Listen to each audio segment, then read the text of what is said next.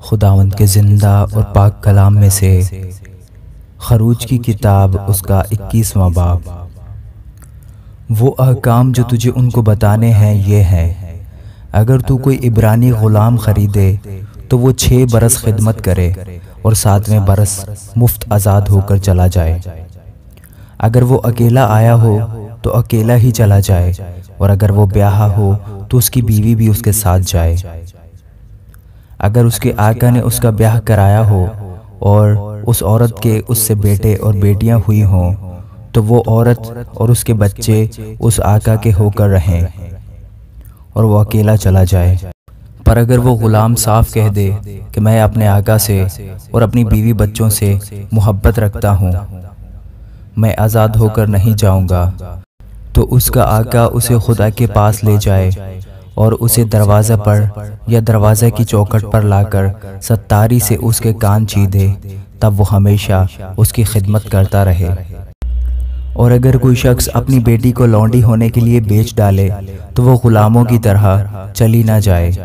اگر اس کا آقا جس نے اس سے نسبت کی ہے اس سے خوش نہ ہو تو وہ اس کا فدیہ منظور کرے، پر اسے یہ اختیار نہ ہوگا کہ اس کو کسی اجنبی قوم کے ہاتھ بیچے، کیونکہ اس نے اس سے دغا بازی کی۔ اور اگر وہ اس کی نسبت اپنے بیٹے سے کر دے تو وہ اس سے بیٹیوں کا سا سلوک کرے۔ اگر وہ دوسری عورت کر لے تو بھی وہ اس کے کھانے، کپڑے اور شادی کے فرض میں قاصر نہ ہو۔ اور اگر وہ اسے یہ تینوں باتیں نہ کرے تو وہ مفت بے روپے دیے چلی جائے۔ اگر کوئی کسی آدمی کو ایسا مارے کہ وہ مر جائے تو وہ قطعی جان سے مارا جائے۔ پر اگر وہ شخص گھات لگا کر نہ بیٹھا ہو بلکہ خدا ہی نے اسے اس کے حوالے کر دیا ہو تو میں ایسے حال میں ایک جگہ بتا دوں گا جہاں وہ بھاگ جائے۔ اور اگر کوئی دیدہ و دانستہ اپنے ہمسایہ پر چڑھائے تاکہ اسے مکر سے مار ڈالے تو اسے میری قربانگاہ سے جدا کر دینا تاکہ وہ مارا جائے۔ اور جو کوئی اپنے باپ یا اپنی ماں کو مارے وہ قطعی جان سے مارا جائے۔ اور جو کوئی کسی آدمی کو چرائے، خواہ وہ اسے بیچ ڈالے خواہ وہ اس کے ہاں ملے، وہ قطعی مار ڈالا جائے۔ اور جو اپنے باپ یا اپنی ماں پر لعنت کرے وہ قطعی مار ڈالا جائے۔ اور اگر 2 شخص جھگڑیں اور ایک دوسرے کو پتھر یا مکہ ماریں اور وہ مرے تو نہیں پر بستر پر پڑا رہے، تو جب وہ اٹھ کر اپنی لاٹھی کے سہارے باہر چلنے پھرنے لگے تب وہ جس نے مارا تھا بری ہو جائے اور فقط اس کا ہرجانہ بھر دے اور اس کا پورا علاج کرا دے۔ اور اگر کوئی اپنے غلام یا لونڈی کو لاٹھی سے ایسا مارے کہ وہ اس کے ہاتھ سے مر جائے تو اسے ضرور سزا دی جائے، لیکن اگر وہ 1-2 دن جیتا رہے تو آقا کو سزا نہ دی جائے، اس لیے کہ وہ غلام اس کا مال ہے۔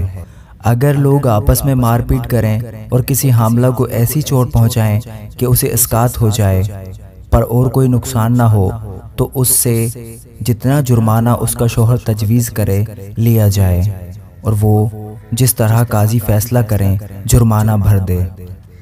لیکن اگر نقصان ہو جائے تو جان کے بدلے جان لے، اور آنکھ کے بدلے آنکھ، دانت کے بدلے دانت، اور ہاتھ کے بدلے ہاتھ، پاؤں کے بدلے پاؤں، جلانے کے بدلے جلانا، زخم کے بدلے زخم، اور چوٹ کے بدلے چوٹ۔ اور اگر کوئی اپنے غلام یا اپنی لونڈی کی آنکھ پر ایسا مارے کہ وہ پھوٹ جائے تو وہ اس کی آنکھ کے بدلے اسے آزاد کر دے۔ اگر کوئی اپنے غلام یا اپنی لونڈی کا دانت مار کر توڑ دے تو وہ اس کے دانت کے بدلے اسے آزاد کر دے۔ اگر بیل کسی مرد یا عورت کو ایسا سینگ مارے کہ وہ مر جائے، وہ بیل ضرور سنسار کیا جائے اور اس کا گوشت کھایا نہ جائے، لیکن بیل کا مالک بے گناہ ٹھہرے۔ پر اگر اس بیل کی پہلے سے سینگ مارنے کی عادت تھی اور اس کے مالک کو بتا بھی دیا گیا تھا تو بھی اس نے اسے باندھ کر نہیں رکھا اور اس نے کسی مرد یا عورت کو مار دیا ہو تو بیل سنسار کیا جائے اور اس کا مالک بھی مارا جائے۔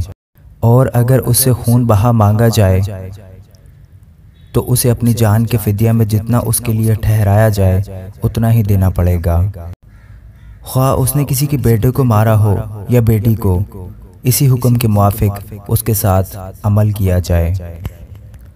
اگر بیل کسی کے غلام یا لونڈی کو سینگ سے مارے تو مالک اس غلام یا لونڈی کے مالک کو 30 مسکال روپے دے اور بیل سنسار کیا جائے۔ اور اگر کوئی آدمی گھڑا کھولے یا کھودے اور اس کا منہ نہ ڈھانپے اور کوئی بیل یا گدھا اس میں گر جائے تو گھڑے کا مالک اس کا نقصان بھر دے اور ان کے مالک کو قیمت دے اور مرے ہوئے جانور کو خود لے لے۔ اور اگر کسی کا بیل دوسرے کے بیل کو ایسی چوٹ پہنچائے کہ وہ مر جائے تو وہ جیتے بیل کو بیچیں اور اس کا دام آدھا آدھا آپس میں بانٹ لیں اور اس مرے ہوئے بیل کو بھی ایسے ہی بانٹ لیں۔ اور اگر معلوم ہو جائے کہ اس بیل کی پہلے سے سینگ مارنے کی عادت تھی اور اس کے مالک نے اسے باندھ کر نہیں رکھا تو اسے قطعی بیل کے بدلے بیل دینا ہوگا اور وہ مرا ہوا جانور اس کا ہوگا۔ آمین۔